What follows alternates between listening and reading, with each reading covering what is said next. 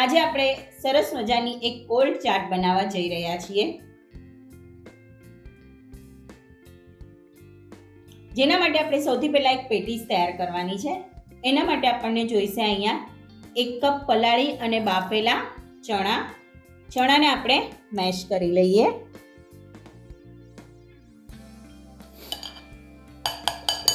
ચણા સરસ મેશ થઈ ગયા છે. હવે આપણે એમાં 3 બાફેલા બટેટા એડ કરીએ છીએ.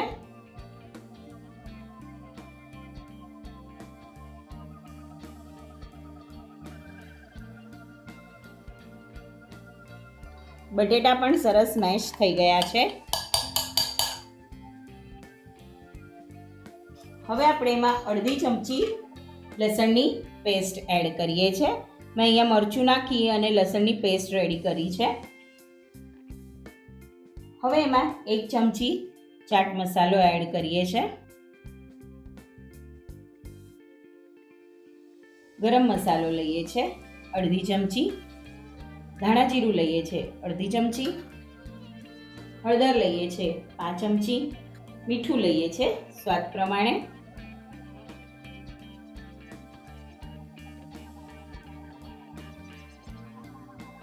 હવે આને આપણે મિક્સ કરી લઈએ.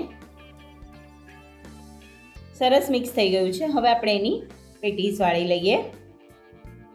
પેટીસ તમારે જે સાઈઝની જોતી હોય એ સાઈઝની તમે બનાવી શકો છો. આ રીતે પેટીસ વાળી લેવાની છે. પેટીસ વળાઈને તૈયાર છે.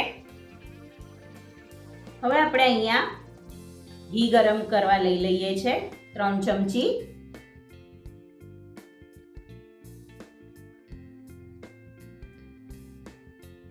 ઘી ગરમ થાય એટલે આપણે પેટીસને શેકવા માટે મૂકી દઈએ.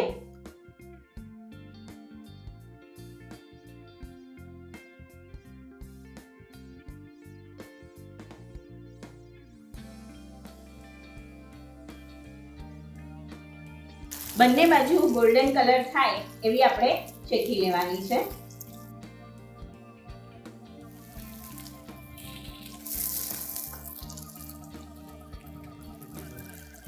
આને પણ આવી જ રીતે ગોલ્ડન કલરની શેકી લઈશું.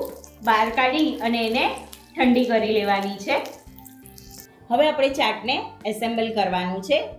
અહીંયા મેં 1 કપ દહીં લીધું છે. એને સરસ ઘોળી લીધું છે.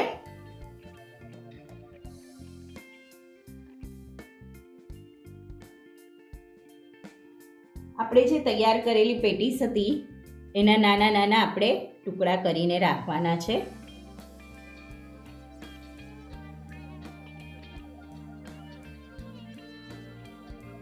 હવે આપણે ઉપરથી ચટણી એડ કરવાની છે. સરસ મજાની તીખી મીઠી ચટણી એડ કરવાની છે. આપણે જે ખજૂર આમલી અને ગોળની ચટણી બનાવતા હોઈએ એ જ ચટણી છે, પણ એમાં થોડું મેં મરચાંનું પ્રમાણ વધારે લીધું છે એટલે તીખી મીઠી થાય. હવે કોથમીર ફુદીનાની ચટણી લઈએ છીએ.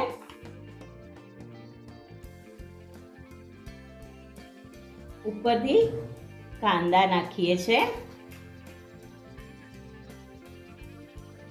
ઉપરથી સેવ એડ કરીએ છીએ. થોડી બુંદી એડ કરીએ છીએ.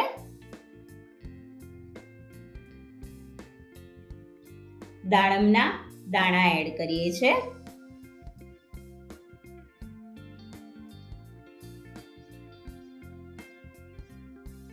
અને હવે આપણે ફાઇનલી અહીંયા સેવ પૂરીની પૂરી લઈએ છીએ. પરથી કોથમીર એડ કરીએ છીએ.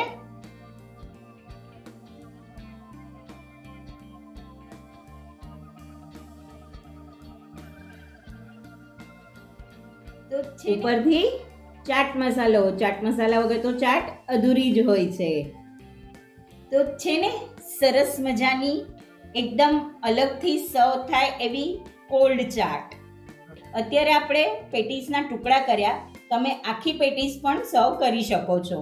તો મળીએ નવી રેસીપી સાથે. ત્યાં સુધી સ્વસ્થ રહો, મસ્ત રહો અને ખાતા રહો. અને હા, લાઈક, શેર અને સબસ્ક્રાઇબ કરતા રહેજો. Thank you. લાઈક કરો, શેર કરો, સબસ્ક્રાઇબ કરો.